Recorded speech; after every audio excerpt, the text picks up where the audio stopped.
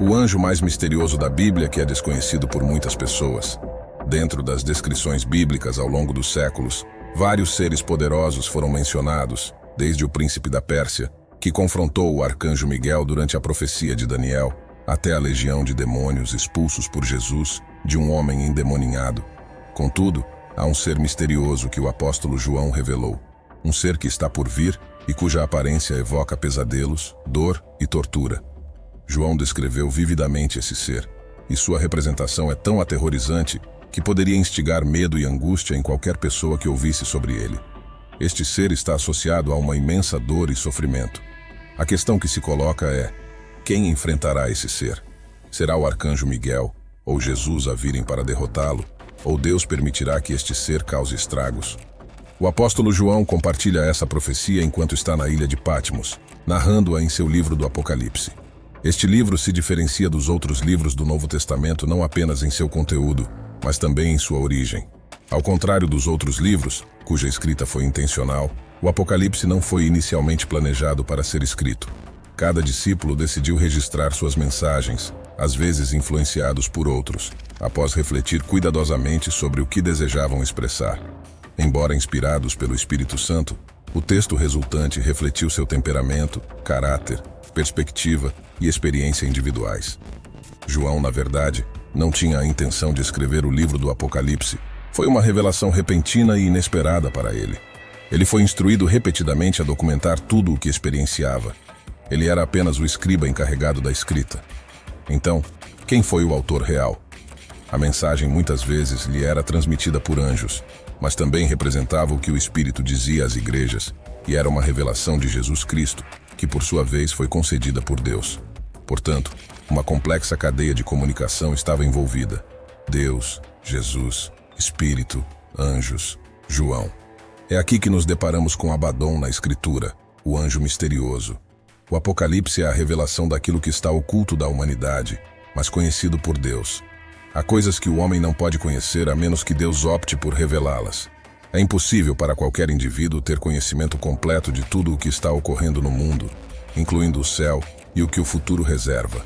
Portanto, qualquer registro e interpretação de eventos por um indivíduo é limitado pelo tempo e pelo espaço, fornecendo apenas um relato parcial da história.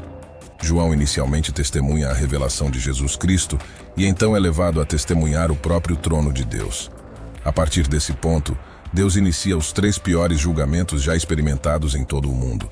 Apocalipse 6,16 aborda Satanás na Terra, e este segmento específico pode ser desafiador de compreender. Infelizmente, chegamos à parte desagradável. A situação vai piorar antes que qualquer melhoria possa ser vislumbrada. Os julgamentos serão realizados em 3 etapas. Os primeiros são chamados de selos, os segundos, trombetas, e os terceiros, taças. Os primeiros 4 dos 7 selos são abertos, libertando o que são conhecidos como os 4 cavaleiros do Apocalipse. Conforme um cavalo e seu cavaleiro deixam um rastro de destruição, as trombetas começam em Apocalipse 8. João descreve um tempo próximo ao fim do mundo, quando 7 anjos tocam 7 trombetas, cada uma anunciando uma nova rodada de julgamento sobre as pessoas da terra. As trombetas representam desastres iminentes. Os julgamentos anunciados pelas 7 trombetas ocorrerão durante o período da tribulação, no fim do mundo. 7 anjos, que estão na presença de Deus, recebem 7 trombetas que serão usadas para desencadear outra rodada de julgamentos. A primeira trombeta desta praga destrói 1/3 das árvores do mundo e consome toda a vegetação. Este julgamento lembra um pouco a 7ª praga do Egito. A segunda trombeta, quando o segundo anjo toca uma trombeta no céu, lança uma enorme montanha em chamas ao mar. Como resultado, 1/3 do mar se torna sangue, 1/3 dos navios afunda e 1/3 das criaturas marinhas morre. Este julgamento é semelhante à primeira praga no Egito. O terceiro julgamento da trombeta é semelhante ao segundo, mas direciona-se aos lagos de água doce e rios do mundo, em vez dos oceanos. Segundo as Escrituras, uma grande estrela, brilhando como uma tocha, cairá do céu e contaminará 1/3 do suprimento de água do mundo.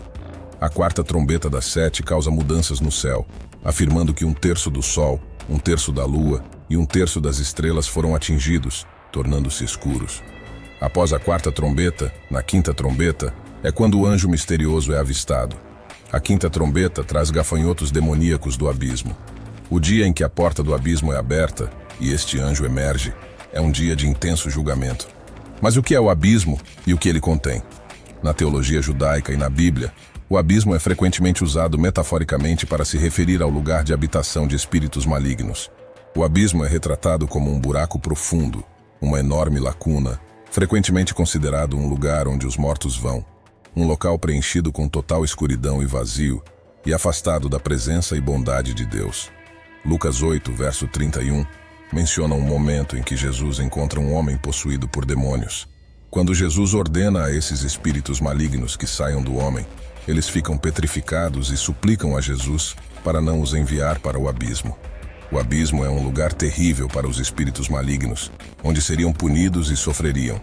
Os espíritos malignos, no endemoninhado, imploraram a ele para não serem enviados para o abismo, mostrando seu medo desse lugar, pois é um local de sofrimento para eles. Então, por que esse abismo estaria aberto? O que causa isso? A porta do abismo é aberta no livro do Apocalipse, mas antes disso, vários eventos importantes acontecem que levam a isso. A abertura do abismo começa com uma chave, um símbolo de poder e autoridade em Apocalipse. Apocalipse 9 diz que o quinto anjo tocou a trombeta e eu vi uma estrela cair do céu sobre a terra, e foi-lhe dada a chave do abismo. O texto mostra que essa estrela é uma pessoa. Dentro desse contexto, essa estrela é melhor vista como um anjo com a chave na mão. O anjo se aproxima do abismo e, ao abri-lo, há um grande estrondo, como se a própria terra estivesse gemendo. A abertura do abismo é descrita como a abertura de um poço vasto e escuro, de onde sai fumaça como se viesse de um grande forno. Essa fumaça é tão densa e escura que encobre o sol, lançando uma sombra sobre a terra. Apocalipse 9, verso 6, descreve gafanhotos saindo da fumaça, com poder semelhante ao dos escorpiões. Eles são instruídos a não prejudicar a grama ou qualquer coisa verde, nem as árvores, mas somente as pessoas sem o selo de Deus em suas testas. Eles têm permissão para atormentar por 5 meses. Seu tormento é comparado ao de um escorpião ao picar uma pessoa. Durante esse tempo, as pessoas buscarão a morte, mas não a encontrarão. Esse julgamento é uma punição de Deus. O propósito desses gafanhotos e deste período é governado por Deus, com a intenção de trazer arrependimento, mas este esforço falhará severamente. Apocalipse 9, verso 20, relata que a humanidade que sobrevive a essas pragas não se arrepende de suas más condutas. Elas continuam adorando demônios e ídolos de ouro, prata, bronze, pedra e madeira, e persistem em seus atos malignos, sem se arrependerem. A abertura do abismo por essa estrela liberta um batalhão de soldados demoníacos, comparados a uma praga de gafanhotos semelhantes a cavalos preparados para a batalha. A morte não oferecerá fuga desse tormento prolongado. A força de seus ataques é comparada à dos escorpiões, que apesar da dor excruciante que causam, raramente resultam na morte da vítima. Aqueles atormentados desejam a morte, mas ela escapa deles. O som dos gafanhotos lembra o de um poderoso exército se aproximando da nação. A angústia e a agonia não durarão apenas alguns dias, mas enquanto os gafanhotos continuarem a existir no mundo. O tormento é tão excruciante que é comparável ao veneno de um escorpião, e o sofrimento será tão severo que as pessoas desejarão a morte, porém não a encontrarão. Apocalipse 9. A aparência dos gafanhotos é descrita como a de cavalos preparados para a batalha. Suas cabeças têm coroas como ouro. Seus rostos são semelhantes a rostos humanos, com cabelos como de mulheres e dentes como de leões. Têm couraças como de ferro. O som de suas asas é como o de muitos cavalos correndo para a batalha. Tem caudas como escorpiões e ferrões, e em suas caudas reside o poder de ferir as pessoas por 5 meses.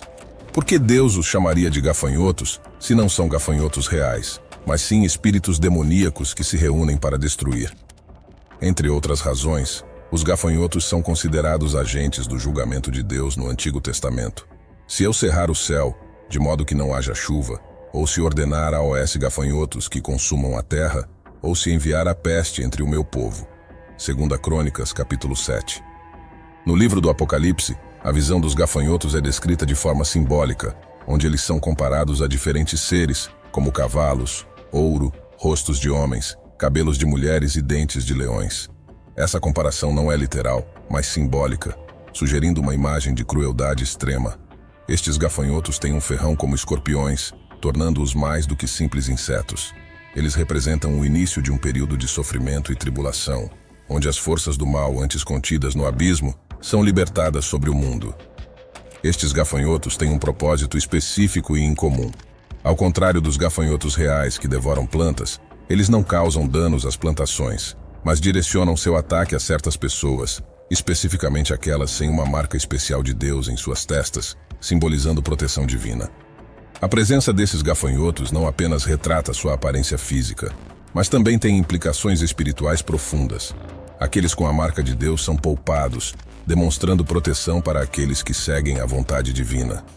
Já os que não têm essa marca enfrentam a ira dessas criaturas únicas, ilustrando os perigos de se afastar do caminho certo. Entre esses gafanhotos, surge um líder poderoso e enigmático conhecido como o Rei do Abismo. Ele comanda essas criaturas e é identificado pelos nomes Abaddon em hebraico e Apollyon em grego, que significam destruidor. Seu papel é mais do que físico. Ele representa uma força destrutiva não apenas no sentido material, mas também como uma força celestial.